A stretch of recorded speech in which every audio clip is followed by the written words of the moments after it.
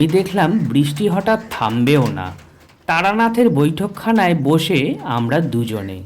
বৃষ্টির সময় মনে এক ধরনের নির্জনতার ভাব আসে।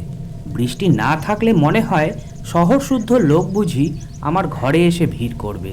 কেউ না আসলেও মনের ভাব একই থাকে, কিন্তু বৃষ্টি নামলে মনে হয় এ বৃষ্টি মাথায় কেউই আসবে না। সুতরাং আমার ঘরে আমি একা। তারানাথের ঘরে বসেও সেই দিন মনে হলো আমরা দুজনে ছাড়া সারা কলকাতা শহরে কোথাও যেন কোনো লোক নেই। সুতরাং মনের ভাব বদলে গেল। এদিকে সন্ধেও নামলো। জীবনের অদ্ভুত ধরনের অভিজ্ঞতার কাহিনী বলবার ও শোনবার প্রবৃত্তি উভয়েরই জাগল। ঘোর বৃষ্টিমুখর আষাঢ় সন্ধ্যায় আমরা মোহনবাগানের শোচনীয় পরাজয়, ল্যাংড়া আম অতিরিক্ত সস্তা হয়ে যাওয়ার ব্যাপার, চৌরঙ্গীর মোড়ে ওবেলার বাস দুর্ঘটনা প্রভৃতি নানা রূপ কথা বলতে বলতে হঠাৎ কোন সময়ে নারী প্রেমের প্রসঙ্গ এসে পড়লাম। তারানাথ বেশ বড় জ্যোতিষী ও তান্ত্রিক হলেও সুখদেব যে নয় বা কোনো কালেই ছিল না, এ কথা পূর্বেই গল্পটিতে বলেছি। আশা করি তা আপনারা ভোলেননি। নারীর সঙ্গে সে যে বহু মেলামেশা করেছে এ কথা বলাই বাহুল্য। সুতরাং তার মুখ থেকেই এ বিষয়ে কিছু রসালো অভিজ্ঞতার কথা শুনব, এমন আশা করা আমার পক্ষে সম্পূর্ণ স্বাভাবিক ছিল।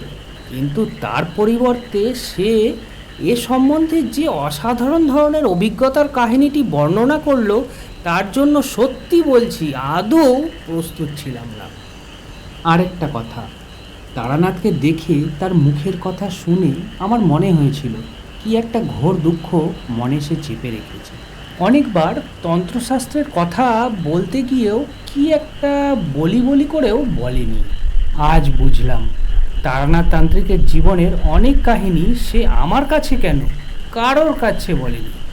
হয়তো সেগুলি ঠিক বলবার কথাও নয়, কারণ সে কথা বলা তার পক্ষে কষ্টকর স্মৃতির পুনরুদ্ধার করা মাত্র। তাছাড়া আমার মনে হয় লোককে সেসব গল্প বিশ্বাস করানোও শক্ত।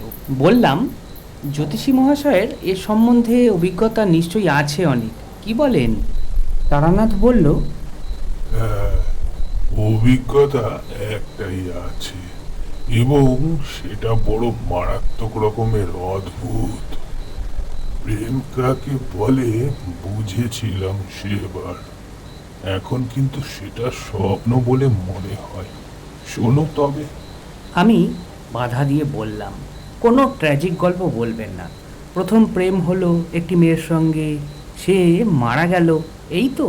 ও ঢের